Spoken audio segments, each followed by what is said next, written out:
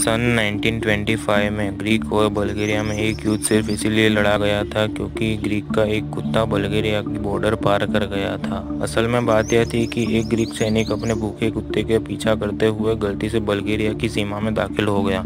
बल्गेरिया के सिपाहियों ने बिना कुछ जाने उस सैनिक को गोली मार दी। फिर दोनों देशों के बीच में इस बात को लेकर 18 से 23 अक्टूबर 1925 के बीच में एक छोटा सा युद्ध हुआ। इस युद्ध में बल्गेरिया की जीत हुई और यह तय हुआ कि ग्रीक बल्गेरिया को युद्ध में हुए नुकसान का मुआवजा देगा।